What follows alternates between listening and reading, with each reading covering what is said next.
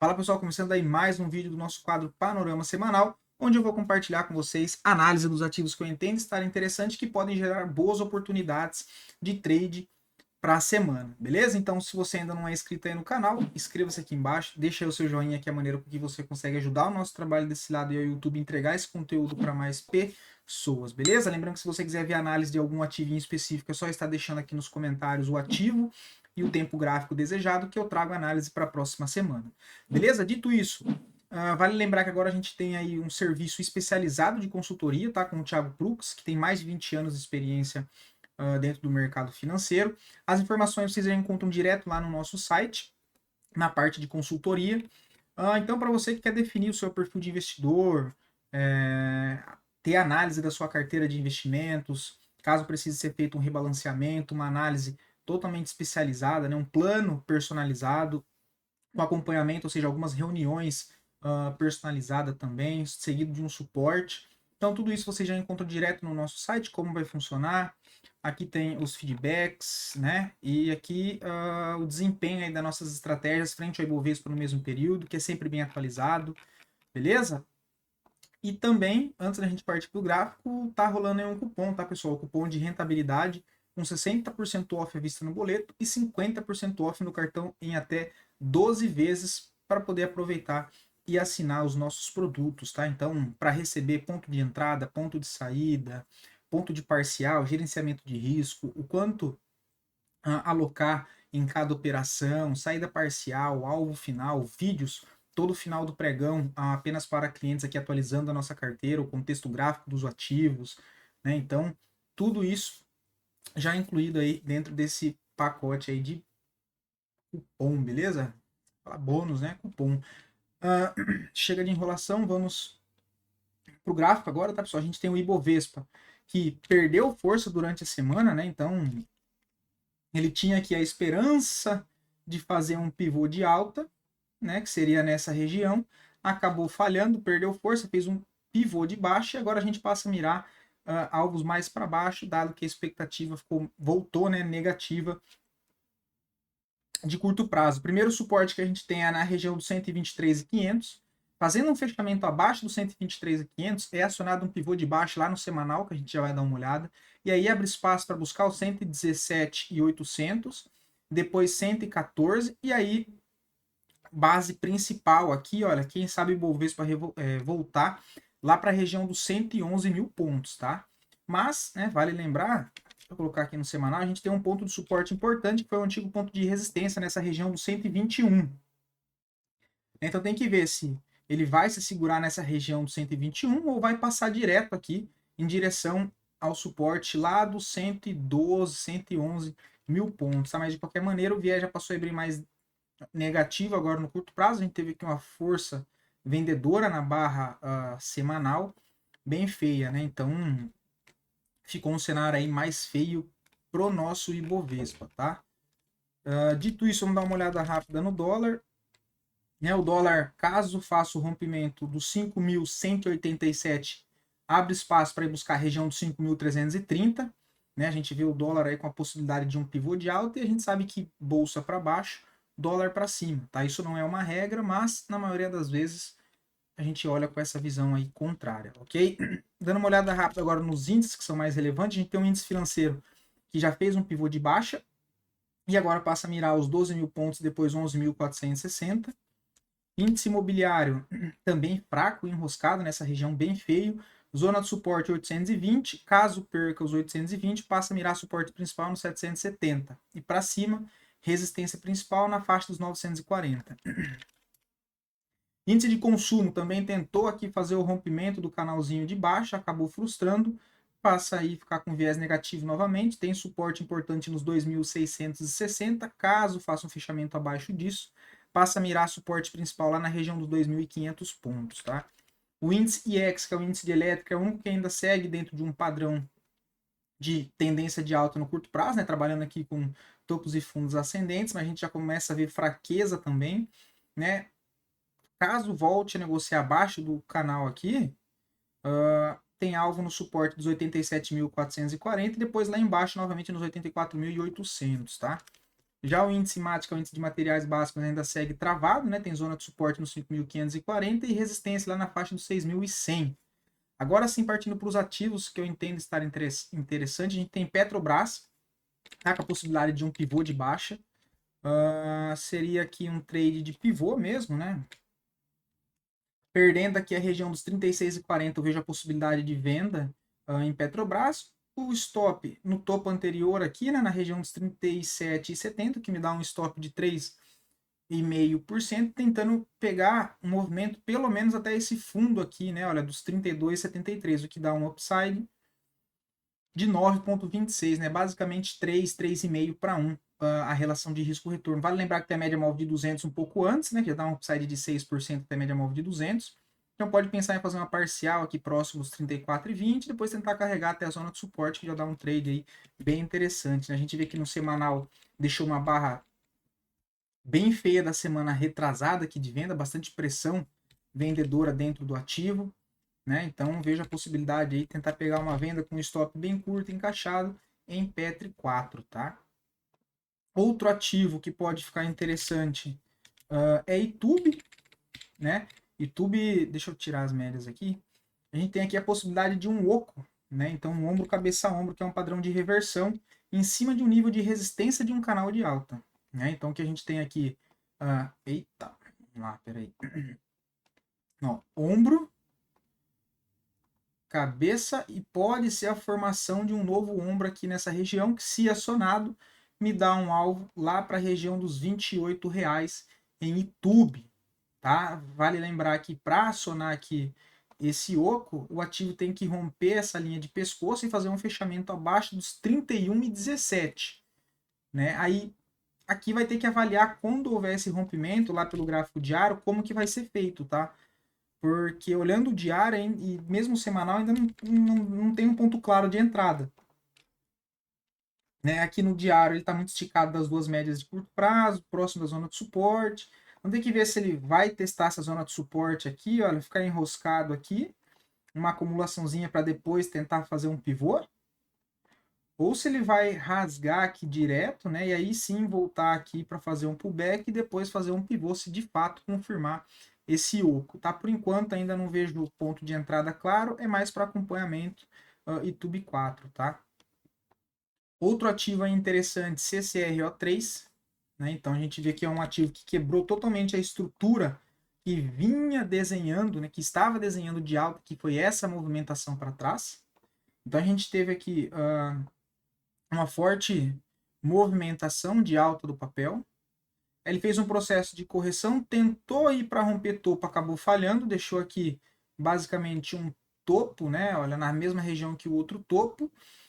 Voltou para testar esse fundo, que até então era o fundo base dessa estrutura de alta, e ele acabou rompendo, né? Então, ou seja, pela primeira vez aqui ele quebrou toda essa estrutura de alta anterior, trazendo o viés para negativo de novo, ou seja, a expectativa de uma tendência de baixa no curto prazo novamente. Fez o pullback, testou esse antigo nível de suporte agora como resistência e cara de pivô de baixa, tá? Então eu vejo um alvo para CCRO3 lá na região dos 11,24, que seria retornar para essa zona de suporte aqui principal, né? Fez aqui um pullback bem bonito nessa região, né? Movimento bem técnico. Aqui pelo diário, tá? Tá um pouco afastado da 9 da 20, só que ele deixou uma barra que pode ser uma barra ignorada, né? Que ela é uma barra. Essa barra verde, ela é uma barra que chama comprador, né? Ela rompe a máxima dessa barra. Parece um candle libélula, né? O libélula ainda tem o corpo aqui ele menorzinho, mas enfim, pouco importa, né? Ele teve o rompimento da máxima, ou seja, chamou o comprador. E agora, se ele perde a mínima dessa barra, vai topar os stops de todo mundo que tentou comprar aqui um trade de contratendência, o que não estaria errado, né? Um martelinho em cima de uma zona de suporte, só que ele rompe a máxima e já perde força.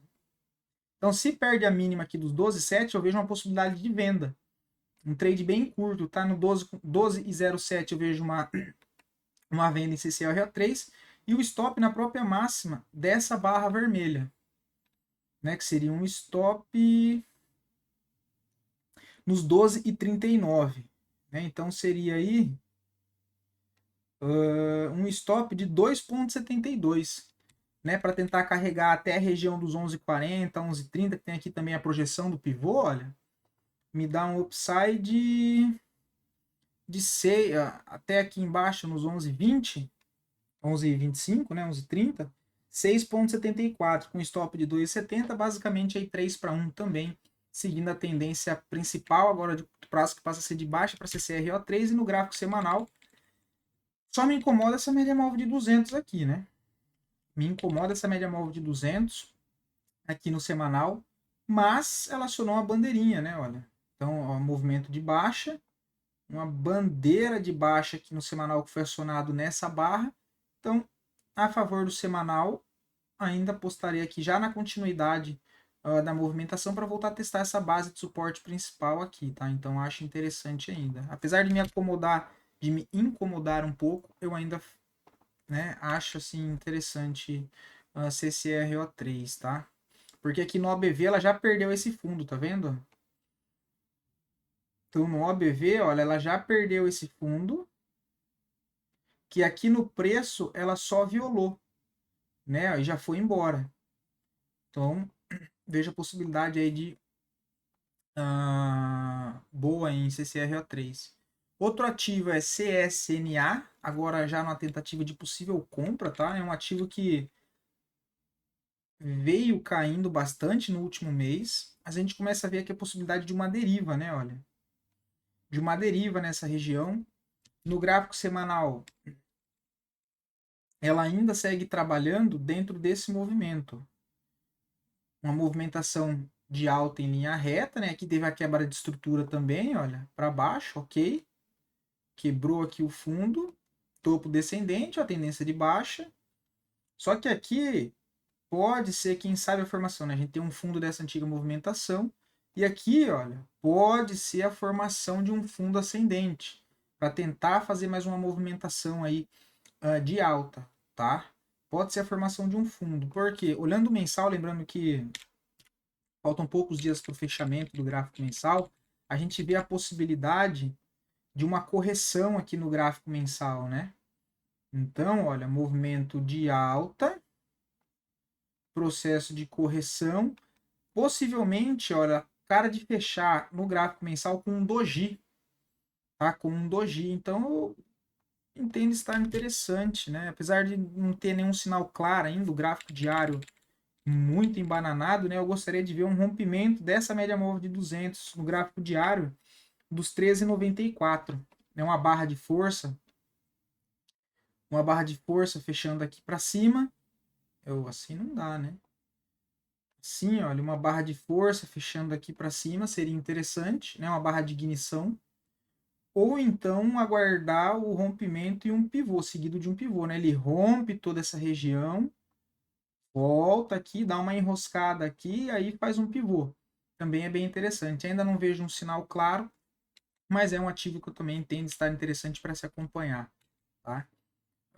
Outro ativo aí, olha, Natura, tá? Olhando o gráfico semanal, o papel perdeu bastante força, quebrou o canalzinho de alta aqui de curto prazo e já acionou um pivô, né? Olha, aqui ele já acionou o pivô pelo semanal. Já fechou aqui abaixo. Fechou abaixo, possibilidade a movimentação de baixa aí para Natura, para quem sabe vir buscar essa região aqui dos 12,50, R$ 13 de novo, um pivô que sai de perto da média móvel de 9, perto da média móvel de 20 também pelo gráfico semanal, perdendo uma média móvel de 200 também pelo gráfico diário, então acho aqui bem interessante, ó, venda nos 15,43, o stop 16,65, que seria um stop técnico, né, seguindo a teoria de Dow, quando perde um fundo e o stop no topo anterior se tratando de uma venda, né, um stop aí de 7,90, só tomar cuidado com o tamanho da mão para tentar carregar até a região lá dos 11,70, tá? Quem sabe que a gente pode projetar o alvo aqui, olha, para ter uma noção dessa movimentação de baixa, a esse pullback que teve a quebra de estrutura, né? O alvo de 100% é que ele já está cravando o acionamento de um novo pivô. Para trabalhar na região dos 14,15 é o próximo alvo, depois 13,44. Né? Então, tentar carregar até lá já dá um upside de 8,29. Basicamente 1,1 o tamanho do risco e até a projeção de 200%. um upside de 12,61. Também bem interessante. A gente vê aqui muito mais fluxo vendedor do que comprador dentro do papel. E tem aí gráfico diário e gráfico semanal alinhado, né? Então eu entendo ser bem interessante aí Natura, tá?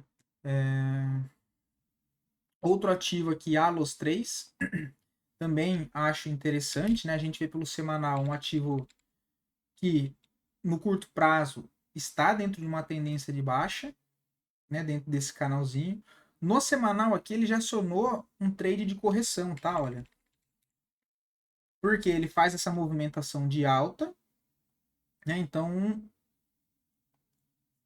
ó, essa primeira perna de venda, bastante agressão. A correção aqui, comprador, é uma correção xoxa, né? Muito pavio, briga entre as médias. Então fez a movimentação aqui de alta em forma de correção, com volume aqui baixo, né? Bem mais baixo do que a pressão vendedora aqui. E no semanal ele já acionou uma venda aqui, né? Porque ele vai corrigindo, não perde nenhuma mínima até chegar aqui, nessa média móvel de 20, e perde a mínima aqui em cima, perto da média móvel de 200. Pelo gráfico semanal já teria acionado uma venda. Perda da mínima, o stop está aqui em cima. Né? Aí a gente vai para o diário, tem uma venda perdendo esse fundo aqui, né? Olha, dos 20 com 87, um stop na própria barra de sexta-feira, máxima, um stopzinho menor de 3,70, para tentar pegar a continuação dessa movimentação de baixa, tá? E aí, pelo menos até os 19,33, fazer uma parcial de 7,41, considerando o stopzinho aqui de 3,60, basicamente 2 para 1 para fazer uma parcial. E aí avaliar quando chegar, e se chegar, né? Porque ninguém sabe, pode abrir segunda-feira e subir 5, 6, 15%. Mas a gente tem que trabalhar com o contexto de agora, né? Então, caso ele venha perder os 19,30, aí vai ter que avaliar se ele chegar aqui, como ele chegou aqui, se chegou com o movimento esticado, se chegou no movimento mais lento, se tem pressão vendedora, né? Qual que é o viés? Aí depois continuar e tentar carregar um pouco ainda mais para baixo, tá? Porque ele vai perder um fundo bem importante nessa região, olha. Então, se ele chegar aqui, olha, é porque ele já perdeu esse fundo principal. E aí já passa o viés bem mais negativo e a gente tem zonas de suporte aí só lá embaixo, olha. A gente entra no vazio gráfico. Lá para a região dos R$ 17. Tá? Lá para a região dos R$ 17. Entra aqui num vazio gráfico, olha. Então, Alos 3 aí também bem interessante. Tradezinho de correção, né? Aqui daria até para considerar um canal, uma bandeirinha, né? Olha. É uma bandeirinha. Bandeirinha, rompimento, pullback, pivô para tentar pegar a continuação dessa movimentação principal. Outro ativo, Exetec, né? Esse aqui a gente tinha comentado na semana passada. Esse aqui teria estopado a primeira vez, né? Porque, olha, era aqui, né? Ó, perdeu esse fundo aqui, daria uma boa possibilidade de venda. Stopzinho aqui em cima, olha. Então ele veio para estopar, sacanagem.